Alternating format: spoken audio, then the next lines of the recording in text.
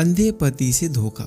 एक दिन रोहन अमन को गले लगाकर बहुत खुशी से बोलता है, रोहन भाई, आज तेरी भाभी नैना ने मेरा प्रपोजल एक्सेप्ट कर लिया। आज तेरा भाई बहुत खुश है। आज तू जो मांगेगा वो मिलेगा तुझे। बता क्या चाहिए। अमन, चल फिर अपने अड्डे पर। तुझे तो पता ही है ना, बिना गला गिला किए हमारी पार्टी कहाँ पूरी होती है। रोहन, हाँ ये तो सही कहा तूने, चल चलते हैं। रोहन और अमन एक क्लब में जाते हैं जहाँ वह दोनों बहुत ज़्यादा ड्रिंक कर लेते हैं। इतनी ड्रिंक करते हैं कि रोहन से चला भी नहीं जाता है। दोनों अपने अपने ड्रिंक को ख़त्म करके घर के लिए निकलते हैं। जैसे ही वो दोनों चलने के लिए उठते हैं, रोहन गिर जाता है। फिर अमन उसे संभालता है। अमन भाई, घर ज़्यादा देर हो गई तो आंटी ने घर में घुसने भी नहीं देना है, बता रहा हूँ। रोहन, चल आज गाड़ी तेरा भाई चलाएगा, ठीक है। अमन, साले तुझसे तो ठीक से चला भी नहीं जा रहा है, पहले गाड़ी तक तो पहुँच जावे। नशे में धुत होकर रोहन किसी भी तरह से टेढ़ी मेढ़ी बाइक चलाकर घर के पास पहुंच जाता है, पर तभी वो घर की सीढ़ियों पर जोर से गिर जाता है। अमन भाई, तू ठीक तो है, लगी तो नहीं तुझे। तभी रोहन की माँ लता वहां आती है और बोलती है, लता ये क्या हुआ तुझे, ऐसे नीचे क्यों पड़ा है। रोहन, अरे माँ, आज तेरे बेटे ने बाइक को हवा में उड़ाया, हवा में लू लू करके ऐसे करके उड़ाया। लता, आज फिर पीकर आया है। अरे नलायक, जब संभाल नहीं सकता अपने आप को तो क्यों पीता है इतना। जैसी तेरी हरकतें हैं, तुझे तो किसी ने अपनी बेटी भी नहीं देनी। रोहन, अरे माँ, समझ दे दी तेरी बहू ने, हाँ कर दी, तभी तो पार्टी हम दोनों ने करी है। रोहन, अमन यार, ये आंखें खुली नहीं रही है मेरी, जितने तूने पी है उसके बाद तो तेरी जुबान भी नहीं खुलनी चाहिए थी। लता, अमन बेटा, तू ही लेकर आ इस नालायक को अंदर, इसके खुद के बस की बात नहीं है। अमन रोहन को अंदर ले जाकर कमरे में सुला देता है और खुद भी उसी के पास सो जाता है। अगले दिन सुबह लता रोहन को आवाज मारकर उठाती है तो आंखें खोलकर भी वो नींद में ही होता है। रोहन, माँ अभी तो अंधेरा हो रहा है, सुबह तो होने दो। लता, नालायक, अभी भी नशे में ही है, सूरज सर पर आ गया है, आंखें खोलकर देख। और कब होगी तेरी सुबह। एक आवाज में उठकर नीचे आ जा, वरना तेरी टांगे तोड़ देनी है मैंने आज। यार अमन, तू कहाँ है, ये मेरे कमरे में इतना अंधेरा क्यों रखा है, लाइट जला जरा। अमन, अबे पागल हो गया है क्या, इतनी रोशनी हो रही है, मेरी आंखों में तो चुभ रही है और तुझे अंधेरा लग रहा है। रोहन, क्यों मजाक कर रहा है यार, सुबह सुबह अंधेरा ही तो है, और तू है कहाँ, मुझे दिखाई नहीं दे रहा है अंधेरे में, लाइट जलाना। अमन रोहन की बात सुनकर घबरा जाता है। वो उसको खिड़की के पास ले जाकर बोलता है, अमन अब दिखी साले रोशनी। रोहन, लाइट जला तभी तो दिखेगी रोशनी। ये सब देखकर रमन समझ जाता है कि गिरने की वजह से रोहन की आंखें चली गई हैं।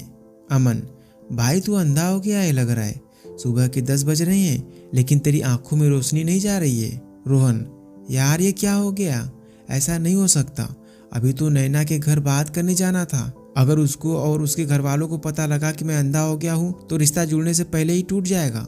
दोनों इस बात से बहुत ही ज्यादा परेशान होते हैं। लता उन दोनों को नीचे से आवाज लगा रही होती है, जिसे सुनकर अमन रोहन को संभाल कर नीचे ले जाता है। रोहन प्यार का मारा अपनी माँ को सच बताने के बजाय नैना के बारे में बताता है। जब लता अपने बेटे के प्यार के बारे में सुनती है तो खुशी से बौखला जाती है और बोलती है, सच्ची तुझे लड़की मिल गई, शुक्र है भगवान का, तुझे किसी लड़की ने पसंद किया, वरना तेरे लक्षण देखकर तो लगता ही नहीं था कि कोई लड़की तुझसे शादी भी करेगी। अब मेरे घर में भी बहू आएगी, मैं अभी तैयार होकर आती हूँ, फिर हम नैना के घर चलेंगे। लता तैयार होने चली जाती है और अमन भी रोहन को तैयार कर देता है। तीनों नैना के घर जाते हैं, जहाँ पर नैना की माँ कमला उनका स्वागत करती है और सबको बैठने के लिए बोलती है।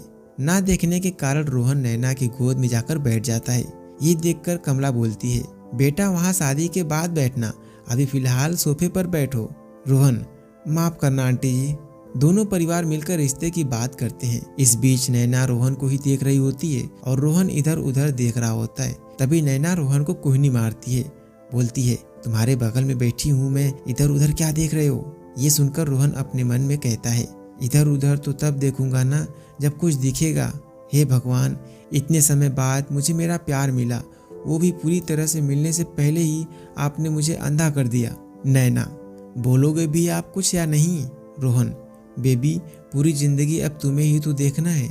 दोनों के घर वाले एक हफ्ते बाद शादी का डेट फिक्स कर देते हैं, लेकिन रोहन अपने अंधेपन के लिए बहुत परेशान था। वो अमन के साथ जाकर अलग अलग डॉक्टरों से बात करता है, लेकिन कोई भी उसकी आंखों की रोशनी वापस नहीं ला पाता। धीरे धीरे शादी के दिन भी पास आने लगते हैं और शादी की तैयारियों में रोहन कोई भी मदद नहीं कर पाता, क्योंकि वो कुछ देख ही नहीं सकता था।